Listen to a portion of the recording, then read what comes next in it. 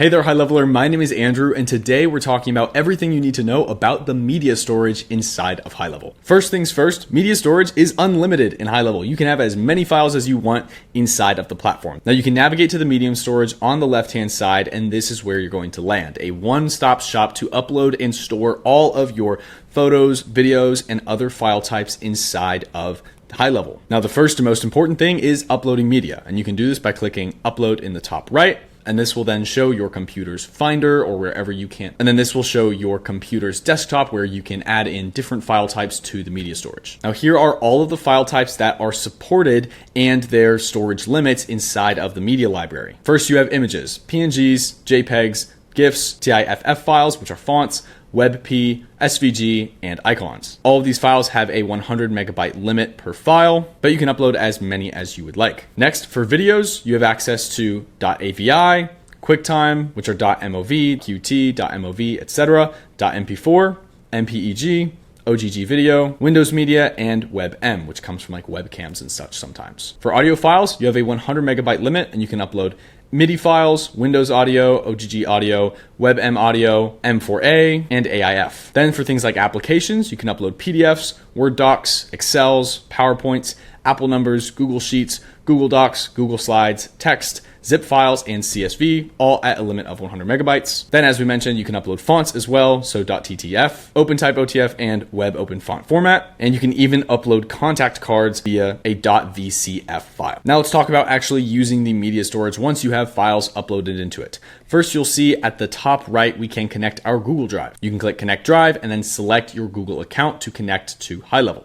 Then we see our Content AI button, which allows us to create images using AI. We can include descriptions, examples, variations, image styles, and more in order to actually create AI images using HighLevel. Then to the right of that, we can create folders simply by giving our folder a name, clicking save, and then we'll have a folder inside of the media storage. Then at the very top right, we can click our three dots. We can see any media files inside of our trash, as you can see here. We can empty or restore trash, and items in trash will be deleted after 30 days. We can also, by clicking the three dots, see our total media storage usage. This shows how much we've used inside of the media storage, conversation attachments, and the social planner. So this is all storage across your HighLevel sub account. Then underneath all of this, we can get access to our filters, sorting, and different actions here inside of media storage. Now, first at the left-hand side, you have My Media, all backgrounds, and then an integration with Unsplash and Pixabay. For example, you can use Pixabay or Unsplash in order to look for, let's say, corporate office stock photos, and then these photos are going to load from these integrations. These aren't by default included in your media storage, as in they're not actually in the media storage. You have to select them and then click import to media library, and then this will bring the file over into your media file. Whenever you go back to My Media and of course delete your search terms, then you will see that file uploaded into your media storage. Now, typically you'll manage your media storage from My Media, but you can also select all and see everything. You can select backgrounds to see different background files, which HighLevel gives us, and then of course Unsplash and Pixabay. Now on the search bar, we can search for different pieces of media, which searches for them by the file name. So whenever we put in any parts of our files, it will bring them up into the media storage. We can then sort and filter by name A to Z, Z to A, file size being smallest or largest, and then our modification dates. And then we can also modify whether we're seeing all, photos, videos, audio, docs, and other. We can then see all of our files in a grid view or a list view. In the list view, we get a little bit more data about each file. So we actually see a preview, the name, the date it was updated, the size, dimensions, and then our actions on the right-hand side, which we'll get to in a minute. And then underneath both of these actions, we then get access to our folders. So we can create folders to organize all of our files inside of the media storage, and some folders will automatically be created. For example, you'll see relocated item a lot. This typically is just any assets that are associated with websites, emails, anything that has media assets that you've imported into your account will be imported here. You can see all of these are assets from a donut shop email template that we actually used a while ago, and you'll see different things come into these relocated item folders. Then you can get access to your files down here, and you can do a lot with files once they're already in the media storage.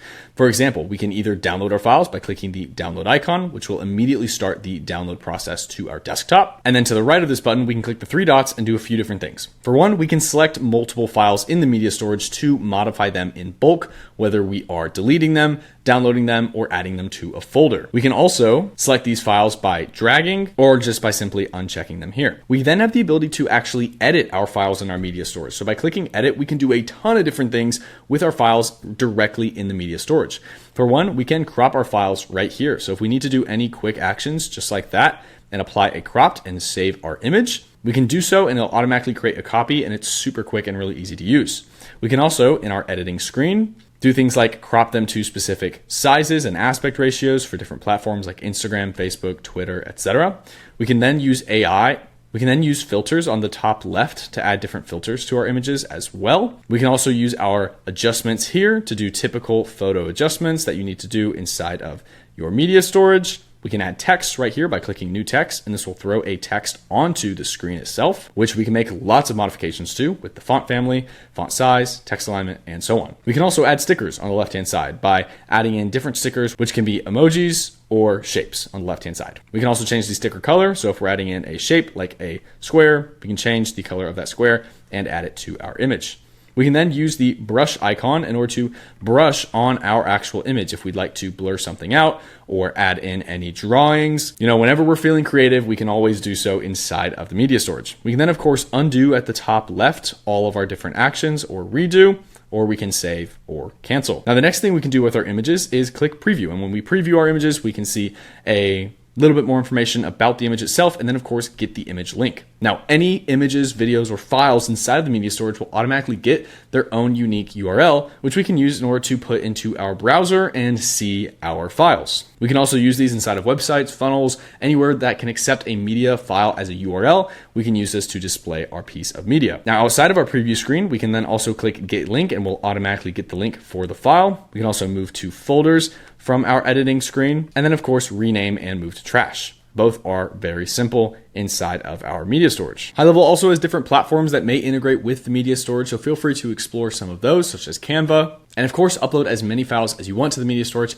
as our storage is unlimited as long as we are under that file size per file requirement that we talked about earlier. As long as we're under that file size requirement that we talked about earlier for different file types. If you have any questions about utilizing the media storage, feel free to refer to the help doc or drop a comment on this video. As always, my name is Andrew. I hope you found this helpful. Feel free to drop a comment if you have any questions, and thank you very much for watching.